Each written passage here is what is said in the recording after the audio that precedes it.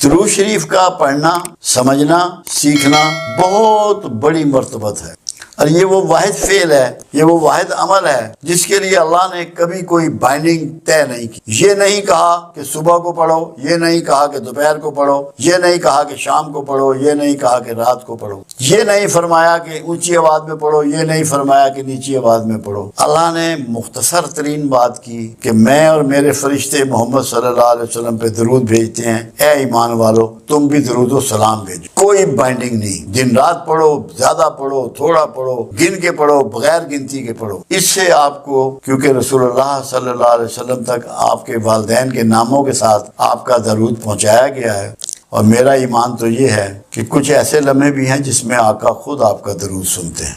تو آپ کو کتنی مرتبت اور کتنا قرب نصیب ہوتا ہے اللہ کا اور اس کے حبیب کا، جس کی انتہا نہیں۔ مگر آپ اگر یہ سمجھیں کہ اس کی بنیاد پہ آپ ولی اللہ بن جائیں، جہاں تک ولی اللہ بننے کی بات ہے، آپ انتہائی نیک اور برگزیدہ انسان ہو سکتے ہیں، متقی ہو سکتے ہیں، مومن ہو سکتے ہیں۔ ولایت تو ایک ایسا نصیب ہے جو لوگ لے کر پیدا ہوتے ہیں، جس طرح پیغمبر پیدا ہوتے ہیں کہ پیغمبر جس کے مقدر میں ہے وہی پیغمبر ہوگا، کسی اعمال کے نتیجے میں وہ پیغمبر کے رتبے پر فائد نہیں کیا جاتا۔ ایسے اولیاء اللہ بھی جو ہیں وہ پیدائشی طور پہ اللہ ان کو یہ چیز، یہ نعمت گرانٹ کرتا ہے۔ یہ الگ بات ہے کہ ان سے دنیا میں بہت سی پرہیزگاری، بہت سا تقویٰ، بہت سی عبادات، بہت سی قربانیاں، بہت سا صبر کے ذریعے ان کو آزمایا جاتا ہے، ان کی یہ ٹریننگ دی جاتی ہے، جس کے بعد انہیں ولایت پہ فائز کیا جاتا ہے۔ آپ یہ اچھی سی امید رکھیں کہ درود شریف پڑھنے سے آپ یقیناً اللہ کے ساتھیوں میں، اللہ کے ولیوں میں، ولی میں نے ہوتے ہیں مددگار کے، جو دین کے بڑھاوے کے لیے کام کرتا ہے وہ ولی اللہ ہے، جو برائیوں کے بڑھاوے کے لیے کام کرتا ہے وہ ولی شیطان ہے۔ آپ سب ولی اللہ ہو سکتے ہیں اگر آپ دین کے لیے، اللہ کے دین کی سربلندی کے لیے، رسول اللہ صلی اللہ علیہ وسلم کی امت کی کامیابی کے لیے کوشش کریں گے تو سب کو فضیلت ملے گی۔ درود شریف میں دو باتیں یاد رکھیں، آپ کوئی سا بھی درود شریف پڑھیں، درود شریف کی شرط یہ ہے، ایک تو رسول اللہ صلی اللہ علیہ وسلم کا اس میں محبت اس میں آنا چاہیے، آپ کا نام نامی، تاکہ پتہ ہو کہ کس پر بھیجا جا رہا ہے۔ اللہ کے انبیاء رسول تو بے شمار ہیں۔ اور دوسرا لفظ سلام آنا چاہیے، کیونکہ پروردگار کا جو حکم ہے درود کے بارے میں، اس میں درود کے ساتھ سلام شامل ہے کہ اے ایمان والو آپ بھی درود و سلام بھیجیں۔ وہ آپ کوئی سا بھی اپنی ترتیب میں نام بنا سکتے ہیں۔ رسول اللہ کے لیے رحمت اور برکت اور سلامتی مانگنی ہے، اور اللہ سے یہ آرزو کرنی ہے۔ آپ کروڑوں کی تعداد میں اس میں سلام بھیج سکتے ہیں، جو مرضی، جتنا کریں گے اتنا کم ہے۔ یہ تو ایسی مٹھاس ہے کہ جو بڑھتی ہی چلی جاتی ہے، اس کی جو ہے پیاس بھی بڑھتی چلی جاتی ہے۔ تو اللہ کرے کہ لوگوں کو رسول اللہ، درود شریف کے بارے میں ایک بات سمجھ لیں، درود شریف آپ کا تب مکمل ہوگا کہ رحمت للعالمین کی رحمت میں سے آپ حصہ پائیں، اور اللہ کے رسول کو یا مخلوق کو کوئی زحمت نہ دیں۔ زحمت دینے والا کا درود شریف مکمل نہیں ہے۔ مکمل تبھی ہے کہ جب رسول اللہ کی سنت رحمت کو اپنائیں اور رسول اللہ پہ درود شریف بھیجیں۔ اللہ آپ کو بہت نوازے گا، بڑے کرم فرمائے گا، آپ قرب الہی آپ کو نصیب ہو جائے گا۔ اللہ کے قریب ہونے کے لیے تو قرآن نے ایک بات واضح کر دی سورہ بقرہ میں، جب شیطان سے پروردگار عالم کا مکالمہ ہوا اور شیطان نے کہا کہ میں تیرے بندوں کے راستے میں بیٹھوں گا، دائیں سے بائیں سے آگے سے پیچھے سے انہیں گھیروں گا، تو پروردگار عالم نے فرمایا کہ جو میرے بندے ہیں تو ان کا کچھ نہ بگاڑ سکے۔ اللہ نے وضاحت دی، وہ بندے ہیں میرے جو اخلاص رکھتے ہیں، مخلصین۔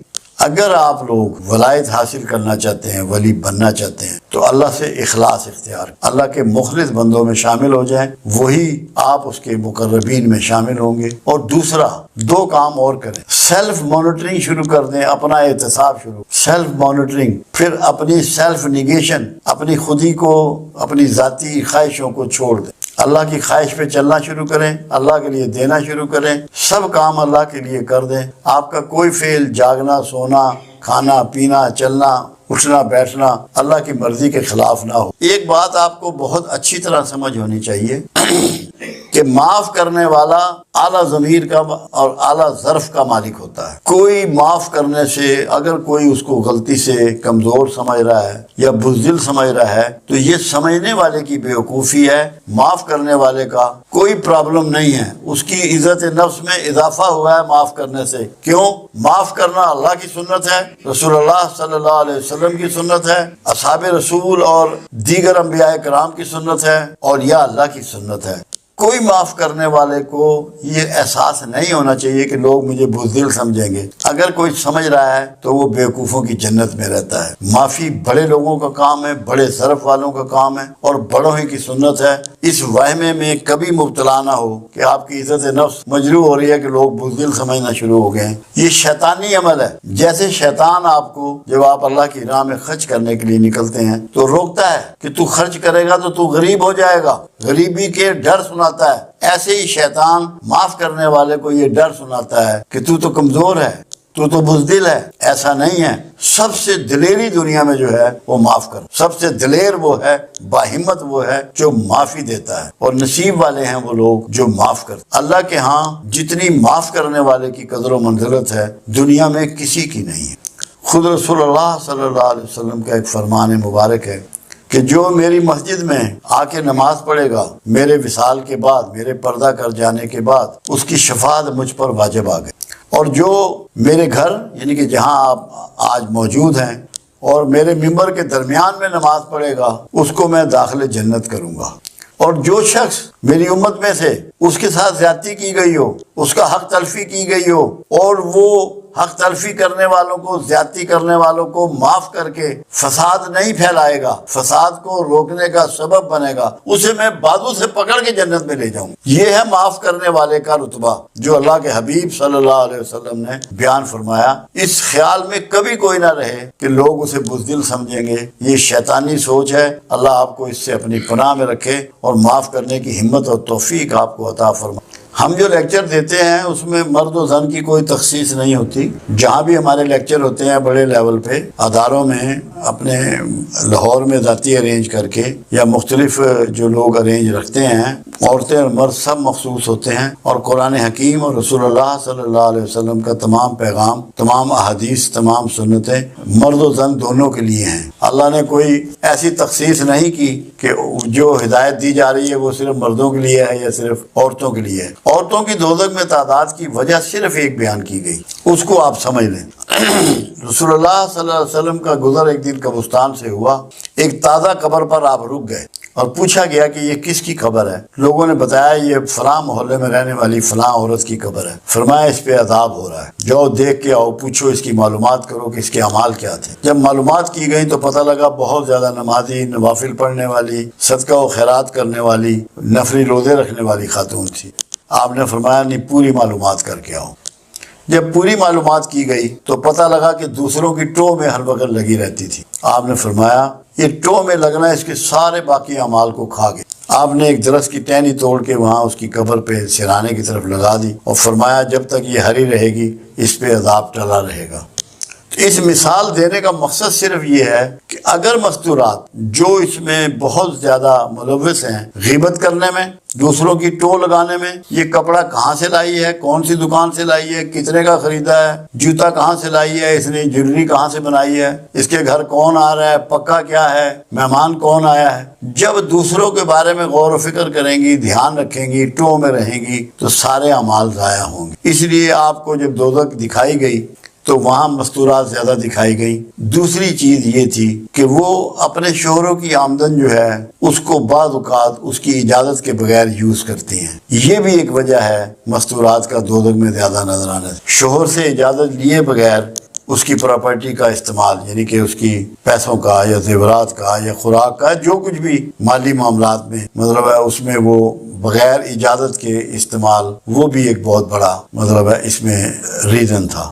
دوسرا یہ تھا کہ غیبت بہت زیادہ غیبت تو آج کل تو مرد بھی بہت زیادہ کر رہے ہیں۔ ان کا تو ٹاپک ہی دوسری کسی اور خاتون کا نام ہوتا ہے۔ میں تو اپنے گھر میں اللہ کا شکر ہے یہ کوشش میں کامیاب ہوں کہ میں کسی کا تذکرہ اپنے گھر میں ہونے ہی نہیں دیتا کہ غیبت کی نوبت ہی نہ آئے۔ کسی بھی غیر حاضر کا تذکرہ ہم یہاں بھی نہیں کرتے، مرکز میں بھی ہماری یہ عادت ہے کہ ہم اس دوسروں کی بات نہیں کرتے، کیونکہ ہم جو بات سامنے نہیں کر سکتے وہ پیچھے کیوں کریں۔ تو غیبت بھی بہت کرتی ہیں، جھوٹ بہت بولتی ہیں، ٹو میں رہتی ہیں۔ اللہ انہیں ہدایت دے، ان کو سمجھ دے کہ اپنی ذاتی زندگی گزاریں، دوسروں کے معاملات میں بالکل دلچسپی کا اظہار نہ کریں تاکہ دوزخ میں جانے سے محفوظ رہیں۔ یاد رکھیں کہ پروردگار عالم نے اپنے لیے تو کوئی پروٹوکول نہیں رکھا، مگر اپنے حبیب کے لیے پروٹوکول رکھا۔ پہلا تو یہ کہ اگر تم نے رسول اللہ صلی اللہ علیہ وسلم کی آواز سے اپنی آواز کو بلند کیا تو تمہارے کیے ہوئے سارے اعمال ضائع ہو جائیں گے اور تمہیں خبر بھی نہ ہوگی۔ دوسرا یہ کہ اگر کسی رسول اللہ کے فیصلے صلی اللہ علیہ وسلم کے دل میں بھی تم نے سوچا اس کے اگینسٹ، تو تمہارے سینے سے ایمان کو نکال دیا جائے گا، تم صاحب ایمان نہیں رہو گے۔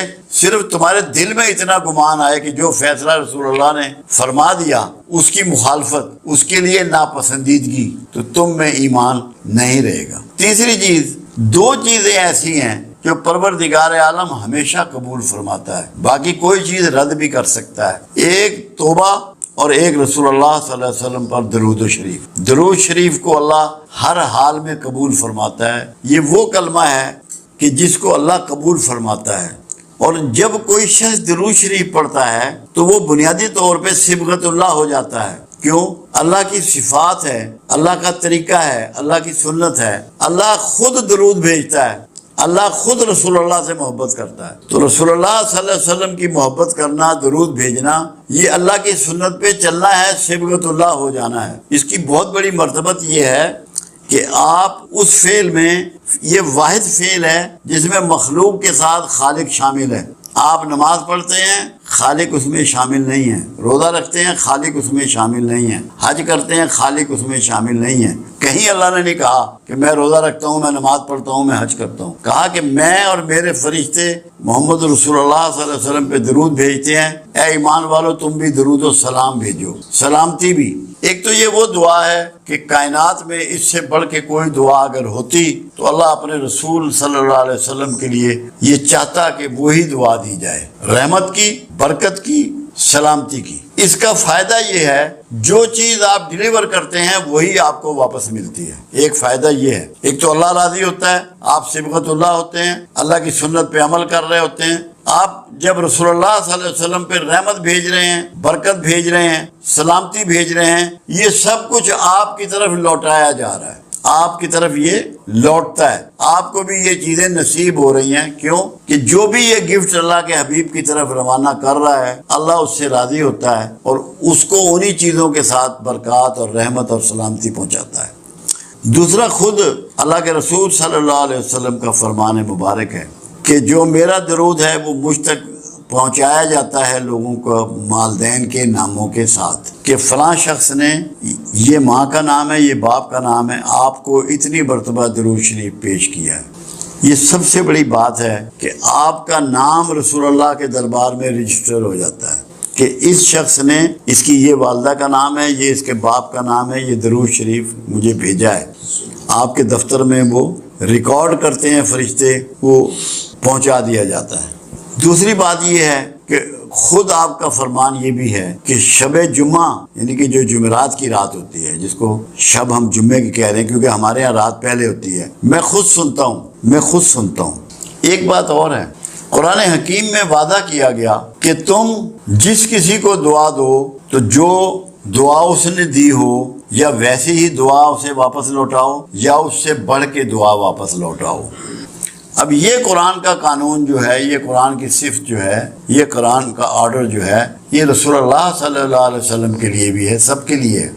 اس لیے جب کوئی شخص کملی والے پر دعا بھیجتا ہے، درود دعا ہی ہے، اور سلام بھیجتا ہے، تو رسول اللہ صلی اللہ علیہ وسلم بھی اس کے لیے دعائیں فرماتے ہیں، ریٹرن میں اس کو دعا عطا فرماتے ہیں، کیونکہ قرآن کے قانون کے عین مطابق۔ تو یہ جنت کی بشارت ہے درود بھیجنے والے کے لیے کہ جب تو رسول اللہ کے لیے دعا بھیج رہا ہے تو رسول اللہ صلی اللہ علیہ وسلم اس سے بہتر طریقے سے تجھے دعا لوٹا رہے ہیں، اور جس کا دعا گو رسول اللہ ہو جائیں اس کے لیے کوئی خطرہ نہیں ہے، کوئی دوزخ کا ڈر نہیں ہے، کوئی آگ کا ڈر نہیں ہے۔ انشاءاللہ اللہ کے ہاں اس کی مغفرت ہے اور اس کی بخشش ہے۔ تو درود شریف بخشش کی ضمانت ہے۔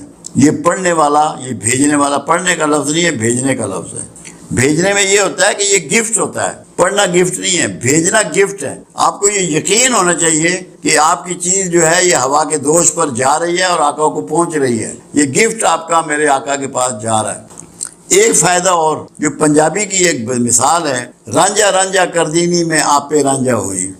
جب آپ بار بار سرکار پہ درود بھیجیں گے اور آپ کا تذکرہ کریں گے تو اس سے آپ رسول اللہ صلی اللہ علیہ وسلم کی عکس آپ میں اترے گا، آپ کے اندر وہ عکس اترے گا، وہ صفات اتریں گی، وہ کمال اور خوبیاں آپ کو ملیں گی، وہ حکمت و دانائیاں آپ کو پہنچیں گی، عکس بنیں گے آپ۔ مگر اس کے لیے آپ کو درود شریف کے ساتھ رحمت کے رویے کو اپنانا ہے۔ معاشرے کے لیے، مخلوق کے لیے، ہر مخلوق کے لیے رحمت بننا ہے۔ کسی کے لیے زحمت مت بنے، آپ کے ہاتھ اور زبان سے کسی کو تکلیف نہ پہنچے، تو عکس محمد آپ ہو جائیں گے اگر صحیح معنوں میں دل کی گہرائیوں سے اگر آپ درود شریف پڑھیں گے۔ درود شریف کی اتنی برکات ہیں، میرا تو ایمان یہ ہے۔ اور دیکھو کمال کیا کیا گیا، کوئی نماز ایسی نہیں ہے جس میں درود شریف نہیں ہے۔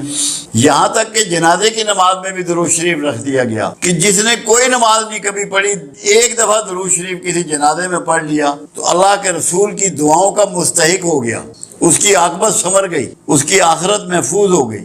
تو یہ اللہ نے ایک مسلمانوں کے لیے شیلڈ بنائی ہے، پناہ گاہ بنائی ہے۔ تو درود شریف جو ہے یہ ہماری پناہ گاہ ہے، اس میں داخل ہو جاؤ اور دوزخ کے عذاب سے اپنے آپ کو چھڑا لو اگر آپ درود شریف پڑھیں گے۔ درود شریف کی اتنی برکات ہیں، میرا تو ایمان یہ ہے۔